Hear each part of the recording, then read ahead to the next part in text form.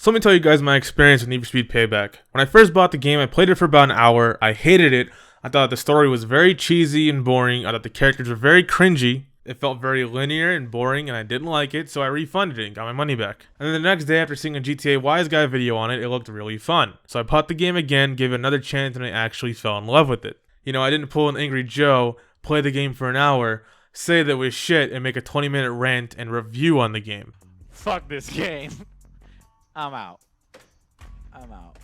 Now, usually I don't review games on this channel. In fact, I don't think I've ever actually done a game review. A lot of people criticize me saying, Gypsy, all you talk about is negative shit, which you're right, I am very negative on this channel, so why not try something different?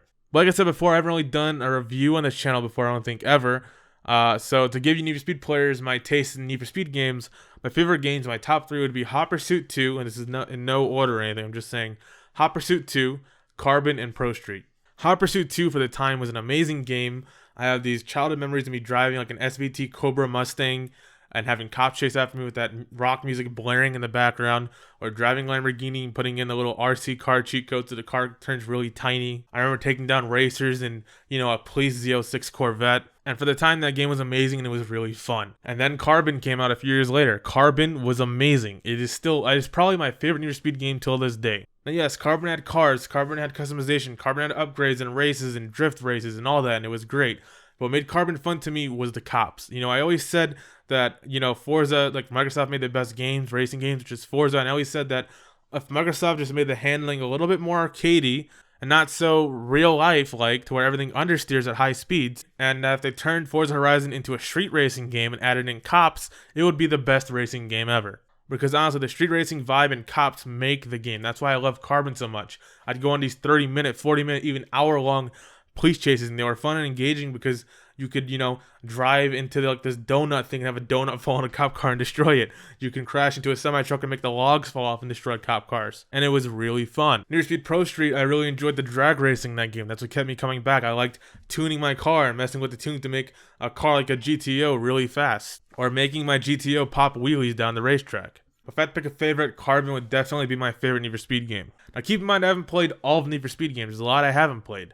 Like I haven't played Undercover or The New Most Wanted. But I have played a lot of them, and by far Carbon beats all of them. Now a lot of game reviewers have been giving Need for Speed Payback scores like, you know, 5 out of 10. Is the dialogue. I mean, the dialogue is, it's not like, oh, that's so funny. It's so bad, it's funny. Kind of, it's just bad. It's just not good. Can you give an example? What flavor of bad are we talking Well, about? there's this whole like character arc where you meet a drifting anarchist hacker. That's how he self-describes himself. A drifting anarchist hacker. Yeah. There's a lot of stuff about like crushing it, bra. You know, there's a lot of bras. No tongue in cheek. This tongue is firmly in the middle of the mouth. 5.9 out of 10 from IGN, which is really shocking and surprising to me because it seems like IGN gives a 9 or 10 to any game that purchases an ad space on their website. So to see IGN give Need for Speed Payback a 5.9 out of 10 was shocking, honestly. I wasn't mad about it or anything like, you know, Black Panther. So let me tell you a little bit about Need for Speed Payback. The story is very cheesy and corny, and the characters make me cringe, like so hard that I quit the game the first time I played it. Tiger selfie. No, Here we go. No, man. Roar. Selfie. Come on, big roar. Roar. Raw. Epic. They'll say epic is better than legit. Epic. They'll say epic. Epic. They'll say epic. That's straight up OG, fam. Please don't say that. You're that drifting anarchist hacker. Now, without spoiling the story too much, even though it's a very shitty story and you shouldn't care if I spoil it or not, it starts off with you and your crew stealing this Koenigsegg Regera, which is a hypercar, some sort of like prototype hypercar that goes 256 miles per hour. And then you steal the car, and then a person in your crew turns on you for the house, which is a big racing crew, a racing ring that fixes races all across the state for money. So then, of course, you have this set up for the revenge storyline where you and your crew take down and basically beat all of the racing rings in the city, so that way you can get enough respect, I guess, and reputation to get in the biggest race, which is the Outlaws Rush. And then you could beat the house and get your revenge. And the story was very cheesy. The ending was also very shitty. But I don't really care to talk about that. This is Need for Speed. Who cares about the story? So you have 3 characters.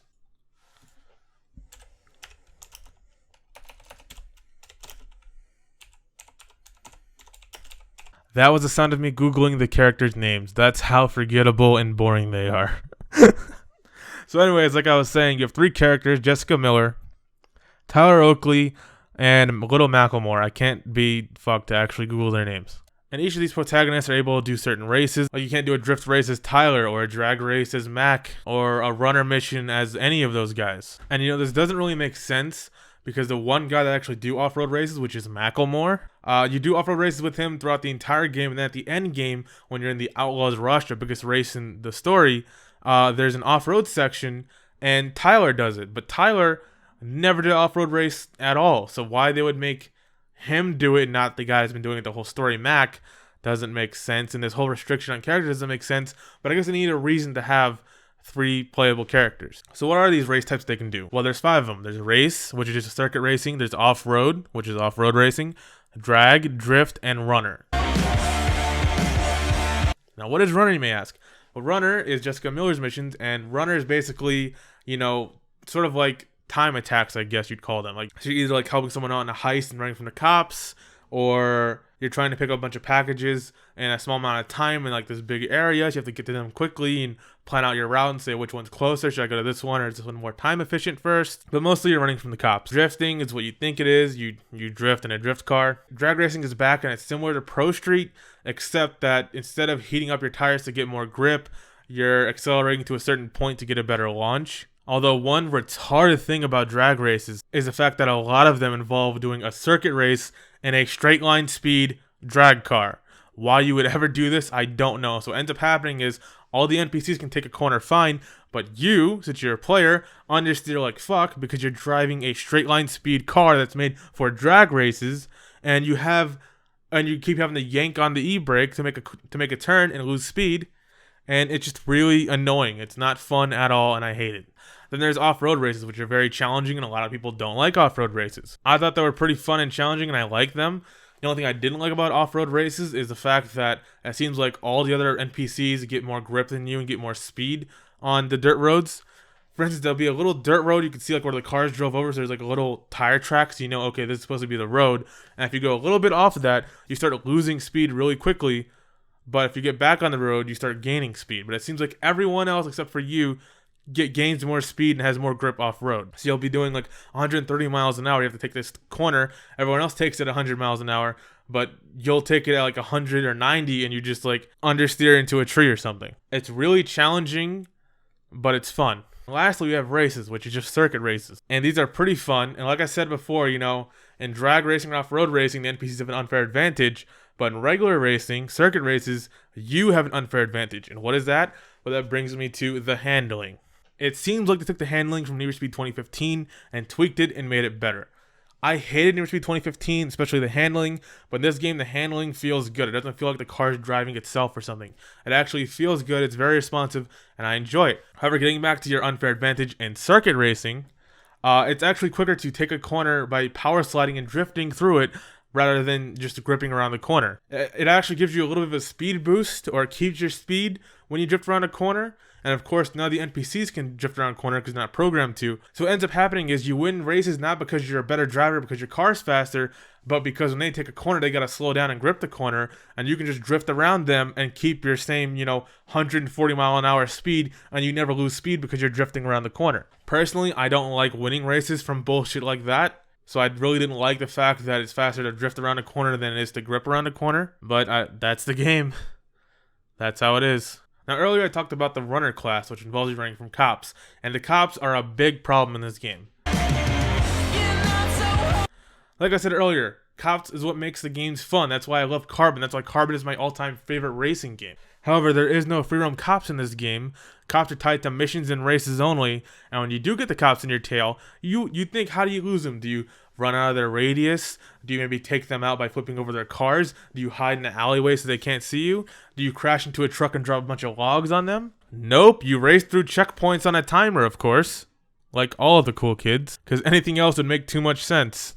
And like I said before, there is no free roam cops. Cops are only tied to missions, specifically the runner missions. So that sucks. I don't know why the same people that made, well, it's not the same developers, but the same game that made something as amazing as Carbon comes out with this, and the cops are tied to checkpoint missions, and not in free roam at all.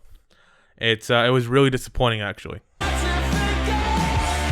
Speaking of cops in free roam, there is no online free roam at all, which doesn't make any sense. I don't know why the last game had it. And I would love to talk about online, but I'm not able to actually play online. I don't know why. My internet's not shit. I can play GTA, I can play CSGO, I can play pretty much any game in my Steam library online except for Need for Speed Payback. For some reason, a brand new game that just released, I'm not able to get into a lobby with more than 1 or 2 other people in it.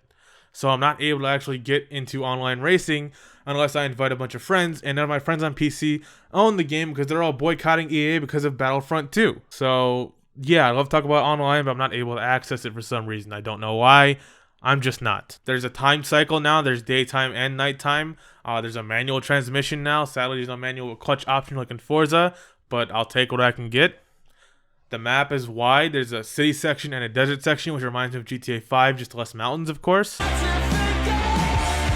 And one thing that's really cool is there's like these storyline missions in between races. So once you take out, 2 or 3 racing rings and you beat all their races and beat all the players, you'll get a story mission, which involves you, stealing the Regera back, for instance, which is actually really fun.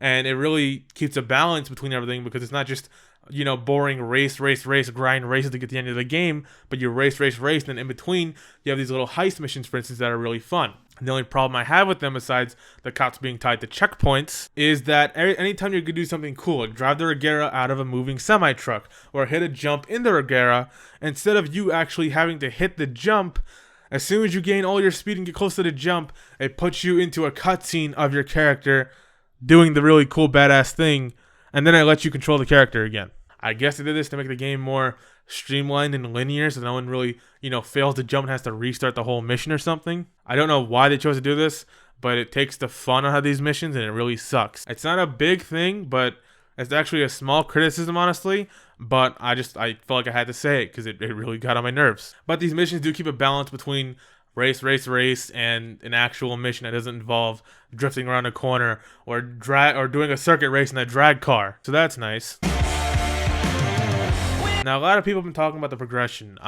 Black Panther complained about it a lot. He said he didn't like it and to revert it back because he feels like it's giving you everything in the game. I don't feel like that. In fact, I think it's the opposite. They actually decided to double the payout since launch, and I really actually think that was a good option because if you're a casual player like myself that doesn't like playing games like Need for Speed for years on end, I used to do it with old games like Carbon and stuff in Pro Street, but these newer games I can't really do that with. I just don't have as much fun in them anymore. So for people like me that probably won't log on to the game after the first month or 2 and will only log on when new updates come out, it's good.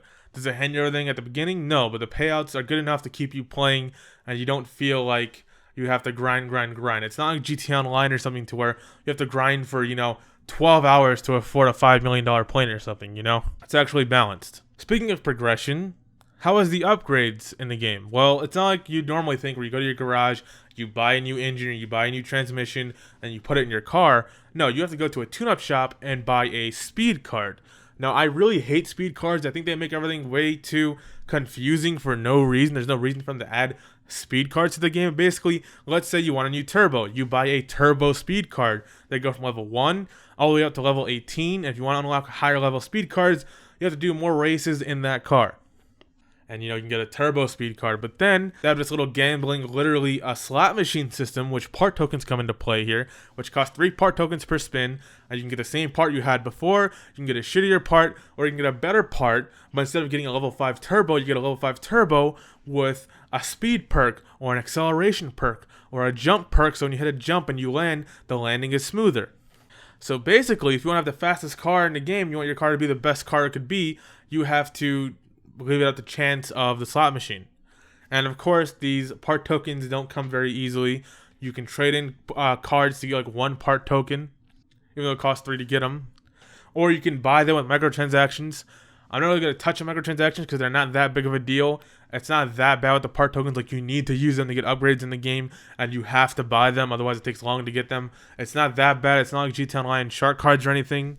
But I just think it's really annoying that they added the whole slot machine system to begin with, and the fact that upgrades are tied to a speed card. It just doesn't make sense. It makes everything complicated for no reason, and you have to learn this whole new upgrade system when you buy the game. Because at first, it doesn't make any fucking sense. What is a level 3 speed card? And it's a level 3 turbo. What does that mean, a level 3 turbo?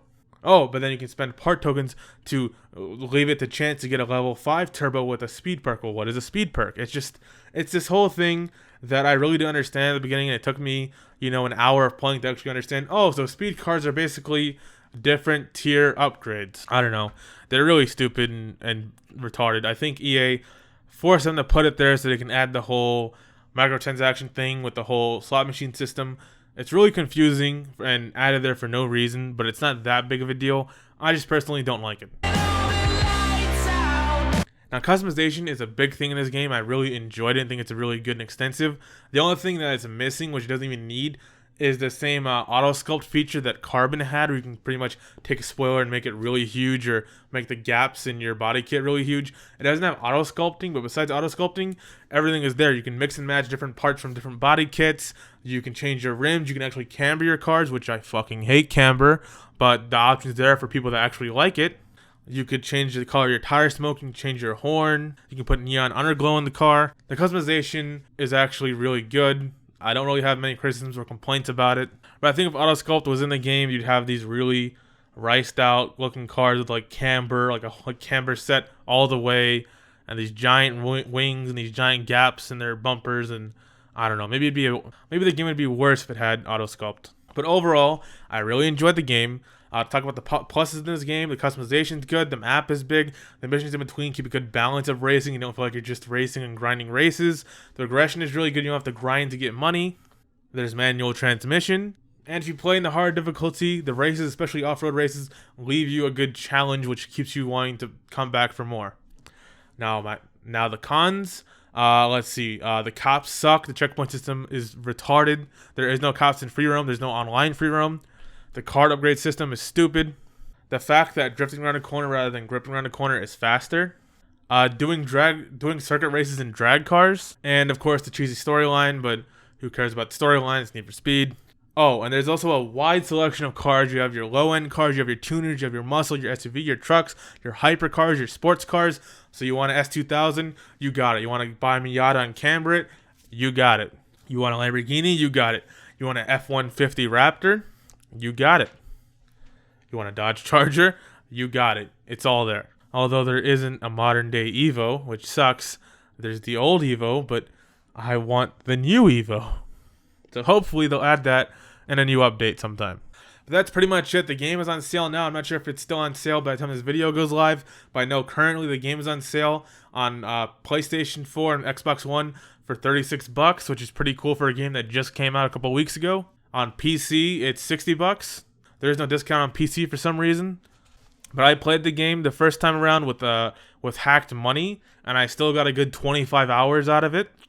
And I'm currently on my second playthrough without hacked money. I'm actually enjoying it way more without having everything handed over to me. So I got at least a good, healthy 25 to 30 hours out of it. I'm sure you will too. There's also a lot more to do besides race. There's things like, things the things you'd see in like a Forza Horizon game. There's speed traps, there's drift zones, there's like little leaderboards for how far you can jump your car. There's things called derelicts, which is basically just barn finds in Forza Horizon, except once you find the car, you have to go around finding parts for it, like find the chassis, find the engine, stuff like that. And when you put the car together, you can build it up from nothing and then restore the car, which is pretty cool. So that definitely adds more playtime to the game. When I first played through the game, I played without doing any of these side activities or customizing my car much besides upgrades. All I did was basically just race to get to the end of the game, and I still got a healthy 25 hours out of it. So I think that says a lot about the playtime of it, and I had a fun time doing it. But that's pretty much it. Overall, I definitely recommend buying it, especially at $36. That's a hell of a deal for a brand new AAA title. It seems like they're supporting this game with updates, which is expected. The game just came out. Hopefully we have content updates in the future with adding more cars and adding another story or adding to the story. That'd be great if you had a DLC for this game. But that's pretty much it. I really enjoyed this game. I definitely recommend you buy it. If you're expecting an Need for Speed Carbon experience out of this game, don't, because it's not a Need for Speed Carbon. If you want a Need for Speed Carbon or old Need for Speed experience, go play the old one, because you're not going to get it here. However, it is pretty fun. It's different from the old Need for Speed, but it's fun. It's not bad. I actually had a lot of fun in this game. So I'd say go buy it. If you're one of the people that's boycotting EA because of Battlefront 2, more power to you. But for everyone else, especially Need for Speed fans out there that don't want to vote with their wallet, go ahead and buy it. I recommend it. So that's pretty much it. Thank you for wasting your time watching my video, and I'll see you guys in the next one. Tiger selfie. No, Here we go. no, man. Roar. Selfie. Come on, big roar. Roar. Raw. Epic. Get in the car.